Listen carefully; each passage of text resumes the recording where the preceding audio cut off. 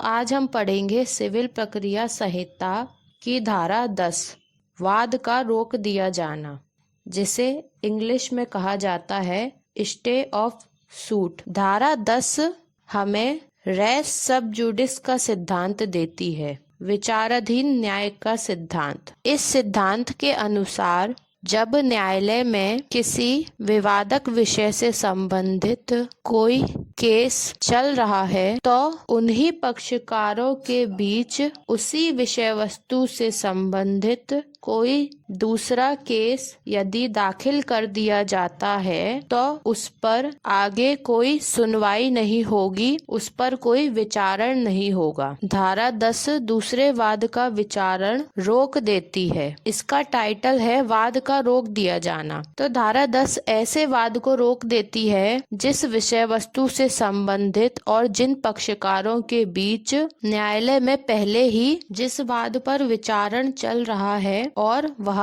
विचाराधीन है, तभी इसे विचाराधीन न्याय का सिद्धांत कहा जाता है। इसका मतलब होता है कि पहले से ही किसी मामले पे यदि विचारण चल रहा है तो उसी विषय वस्तु से संबंधित और उन्हीं पक्षकारों के बीच में और उनसे व्युत्पन्न अधिकार प्राप्त करने वाले पक्षकारों के बीच में किसी दूसरे वाद पर विचारण नहीं किया जाएगा। दूसरा वाद दाखिल तो किया जा सकता है लेकिन उस पर विचारण नहीं किया जा सकता, क्योंकि रेस सब जुडिस का सिद्धांत तभी लागू होगा जब न्यायालय को यह पता चलता है कि इसी विषय वस्तु से संबंधित और इन्हीं पक्षकारों के बीच में पहले भी एक वाद दाखिल किया जा चुका है और उस पर विचारण चल रहा है। तो यह न्यायालय को तभी पता चलता है जब न्यायालय के समक्ष दूसरा वाद दाखिल हो जाता है, तो न्यायालय दूसरे वाद का विचारण रोक देता है। तो धारा 10 हमें यह बताती है कि न्यायालय के द्वारा उसी विवादक विषय पर और उन्हीं पक्षकारों के बीच दूसरे मामले का विचारण रोक दिया जाता है। इस प्रकार हमने रेस सब जुडिस के सिद्धांत के बारे में समझा। तो जब हम धारा 10 पढ़ेंगे तो हमें इसी सिद्धांत को ध्यान में रखकर धारा 10 का प्रोविजन पढ़ना है, तभी हमें धारा 10 अच्छे से समझ में आएगी। अब हम धारा 10 को बेयर एक्ट में पढ़ते हैं और उसके बाद उसे आसान भाषा में समझेंगे। तो बेयर एक्ट के अनुसार धारा 10 वाद का रोक दिया जाना। कोई न्यायालय ऐसे किसी भी वाद के विचारण में जिसमें विवादक विषय उसी के अधीन मुकदमा करने वाले किन्हीं पक्षकारों के बीच के या ऐसे पक्षकारों के बीच के जिनसे व्युत्पन्न अधिकार के अधीन वे या उनमें से कोई दावा करते हैं, किसी पूर्वतन संस्थित वाद में भी प्रत्यक्षता और सारतः विवादक है, आगे कार्यवाही नहीं करेगा। जहां ऐसा वाद उसी न्यायालय में या भारत में के किसी अन्य ऐसे न्यायालय में जो दावा किया गया अनुतोष देने की अधिकारता रखता है या भारत की सीमाओं के परे वाले किसी ऐसे न्यायालय में जो केंद्रीय सरकार द्वारा स्थापित किया गया है या चालू रखा गया है और वैसे ही अधिकारता रखता है या उच्चतम न्यायालय के समक्ष लंबित है। तो इस धारा को अब हम कई भागों में तोड़कर समझने की कोशिश करते हैं। इसमें लिखा है कि कोई न्यायालय, इसका मतलब है कि कोई भी न्यायालय ऐसे किसी भी वाद के विचारण में जिसमें विवादक विषय उसी के अधीन मुकदमा करने वाले, कोई भी न्यायालय ऐसे किसी भी वाद के विचारण में जिसमें जो विवादक विषय है वह उसी के अधीन यानी उसी न्यायालय के अधीन मुकदमा करने वाले किन्हीं पक्षकारों के बीच के, किन्हीं पक्षकारों मतलब वादी भी हो सकता है और प्रतिवादी भी हो सकता है। तो वादी या प्रतिवादी के बीच के या ऐसे पक्षकारों के बीच के जिनसे व्युत्पन्न अधिकार के अधीन, मतलब ऐसे पक्षकारों से जिन व्यक्तियों को व्युत्पन्न अधिकार प्राप्त हुआ है उनके बीच के। तो वे पक्षकार या उनमें से कोई दावा करते हैं, तो या तो वे पक्षकार दावा कर रहे हैं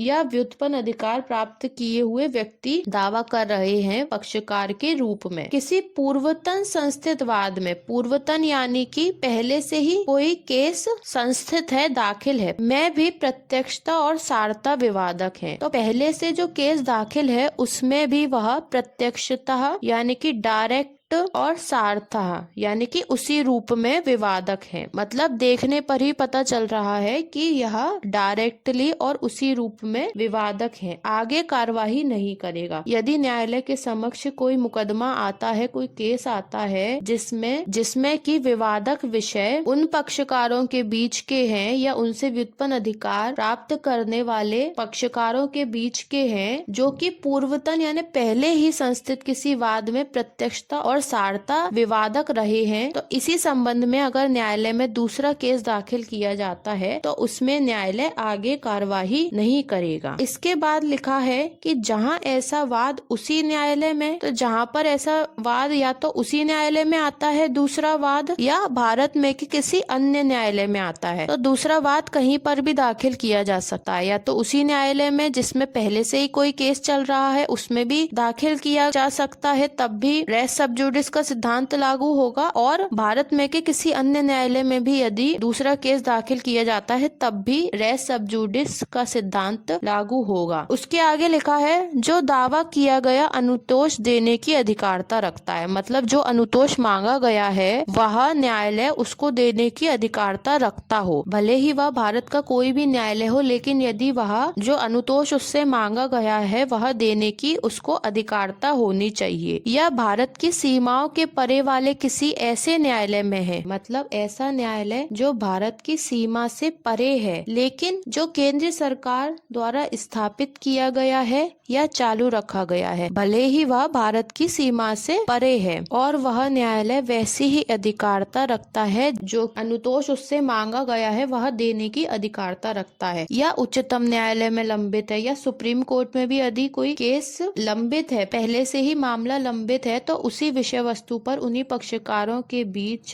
कोई दूसरा केस किसी अन्य न्यायालय में यदि दाखिल कर दिया जाता है तो उस पर कोई विचारण नहीं किया जाएगा, उसके विचारण को धारा 10 रोक देती है। इसके बाद आता है स्पष्टीकरण। तो पहले हम स्पष्टीकरण बेयर एक्ट में पढ़ते हैं, फिर इसे समझेंगे। स्पष्टीकरण में लिखा है विदेशी न्यायालय में किसी वाद का लंबित होना उसी वाद हेतु पर आधारित किसी वाद का विचारण करने से भारत में के न्यायालयों को प्रभावित नहीं करता। स्पष्टीकरण में इस बात को स्पष्ट कर दिया गया है कि यदि विदेशी न्यायालय में कोई वाद लंबित है यानी कि पेंडिंग है, अभी उस पर विचारण चल रहा है, तो विदेशी न्यायालय क्या होता है, भारत देश से बाहर कोई न्यायालय है जिसे ना तो केंद्र सरकार ने स्थापित किया है और ना ही चालू रखा है, ऐसा कोई न्यायालय विदेशी न्यायालय कहलाता है। तो ऐसे किसी विदेशी न्यायालय में यदि कोई वाद लंबित है यानी कि उस पर विचारण चल रहा है, अभी पेंडिंग है, उसी वाद हेतु पर आधारित मतलब उसी विवादक विषय पर आधारित किसी वाद का विचारण करने से भारत में के न्यायालयों को प्रवृत्त नहीं करती, यानी कि उसी विवादक विषय पर किसी वाद का विचारण करने से भारत के न्यायालयों को प्रवृत्त नहीं करता, मतलब रोकता नहीं है। यदि किसी वाद का केस का विचारण विदेशी न्यायालय में लंबित है, पेंडिंग है, तो उसी वाद हेतु पर उसी विवादक विषय पर यदि दूसरा केस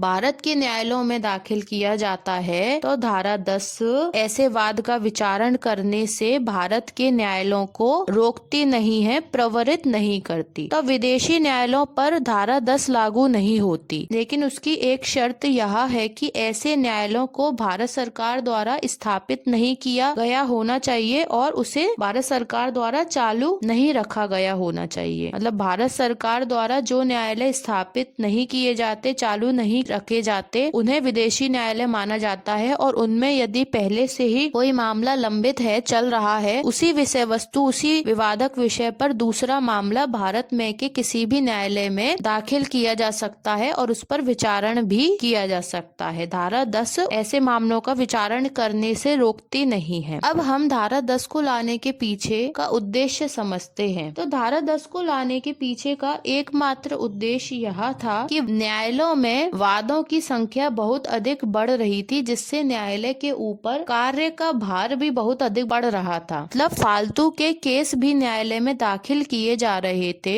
ऐसे केसों को न्यायालय में दाखिल किए जाने से रोकना, जिससे न्यायालय का समय बच सके, और वादों की संख्या को सीमित करने के लिए इसी कारण से धारा 10 का प्रावधान सिविल प्रक्रिया संहिता में शामिल किया गया। धारा 10 के पीछे एक और महत्वपूर्ण उद्देश्य यह रहा है कि न्यायालयों में किसी भी तरीके का विरोधाभास उत्पन्न नहीं हो। जैसे यदि एक विषय वस्तु से संबंधित कोई मामला किसी एक न्यायालय में चल रहा है और उसी विषय वस्तु से संबंधित कोई दूसरा मामला किसी अन्य दूसरे न्यायालय में यदि दाखिल कर दिया जाएगा, तो उन दो अलग अलग न्यायालयों के उस एक विषय वस्तु से संबंधित वाद में अलग अलग निर्णय आ सकते हैं। तो धारा 10 को लाने का पीछे का उद्देश्य है वाद का रोक दिया जाना। इसी तरीके से हम धारा 11 और धारा 12 पढ़ते हैं। धारा 11 में है रेस जुडिकेटा का सिद्धांत और धारा 12 में है अतिरिक्त वाद का वर्जन। तो यह दोनों धाराएं भी हमें ऐसे किसी वादों को न्यायालय में सुनवाई करने से रोकती हैं जो कि न्यायालय का केवल कार्यभार बढ़ाते हैं और वादों की संख्या को बढ़ाते हैं। धारा 10, धारा 11 और धारा 12। धारा 10